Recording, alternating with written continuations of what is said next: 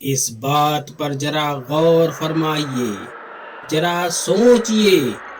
آج تک آپ کبھی اکیلے نہیں سوئے، کبھی اس قدر خاموشی محسوس نہیں کی، لیکن ایک رات ایسی آئے گی جب ہر آواز دور ہو جائے گی، ہر رشتہ پیچھے رہ جائے گا، اور ایک تنگ سی قبر میں صرف آپ اور آپ کے اعمال ہوں گے۔ اس رات کی سب سے خاص بات یہ ہے، ہر انسان، چاہے وہ بادشاہ ہو یا فقیر ہو، سامنے والے فرشتے کی آواز سنتا ہے، اور اپنے عتیق کے سارے اعمال ایک ایک کر کے سامنے آتے ہیں۔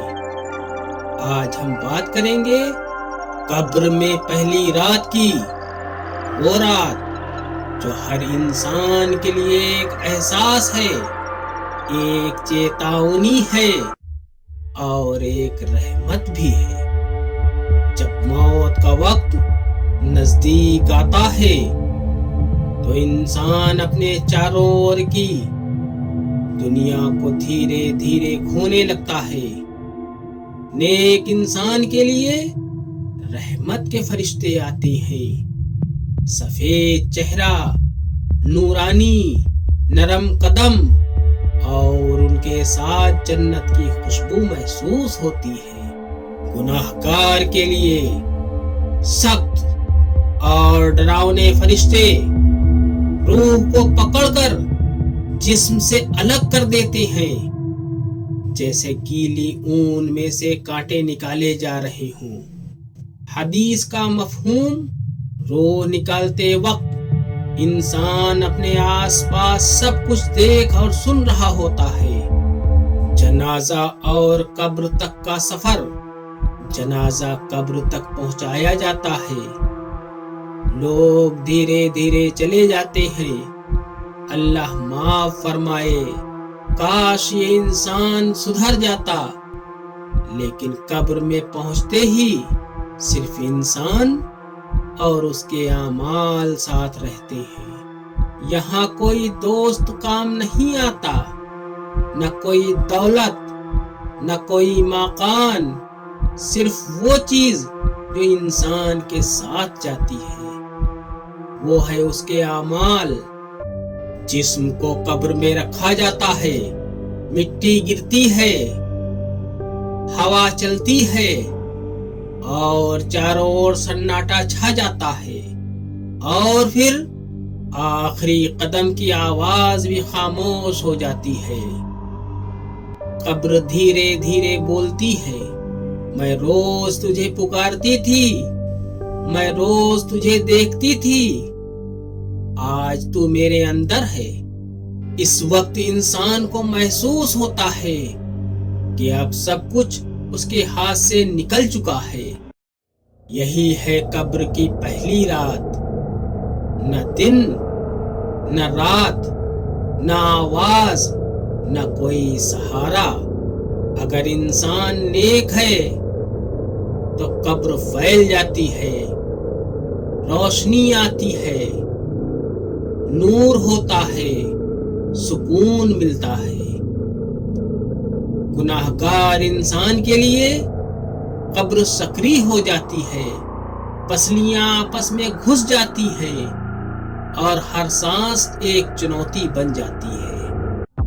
اچانک دو فرشتے سامنے کھڑے ہو جاتے ہیں، منکر اور نکیر۔ ان کی آواز اتنی تیز ہوتی ہے کہ دل کانپ اٹھتا ہے۔ سوال ہوتا ہے، تیرا رب کون ہے؟ نیک انسان کہتا ہے، میرا رب اللہ ہے۔ گناہگار صرف ہائے ہائے کرتا ہے، مجھے یاد نہیں۔ تیرا دین کیا ہے؟ تیرے نبی کون ہے؟ ہر سوال انسان کی روح پر بھاری پڑتا ہے۔ نیک انسان کے لیے قبر جنت کا باغیچہ بن جاتی ہے، سکون، نور، روشنی ہر طرف پھیلتی ہے۔ गुनाहगार के लिए कब्र एक सकरी गली में बदल जाती है। अजाब और पछतावा हर पल महसूस होता है। हदीस, कब्र या तो जन्नत का बाग है या जहन्नम का गड्ढा। आमाल की शक्ल, इंसान के आमाल सामने आते हैं। नेक आमाल खूबसूरत और सुकून देने वाली, बुरे अमाल डरावनी और सख्त। वे कहते हैं, मैं ही तेरा अमाल हूँ। जिंदा लोगों के लिए पैगाम, कब्र कहती है, तुम दुनिया के लिए भागते रहे, मेरे लिए क्या लाए? नमाज, सच्चाई, हलाल रोजी या सिर्फ दुनिया का धोखा?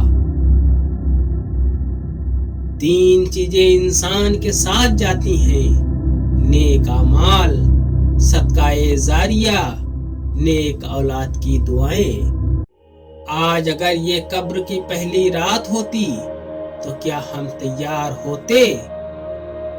या अल्लाह तबारक व ताला हमारी कब्र को जन्नत का बगीचा बना देना और हमें अजाब से बचा लेना।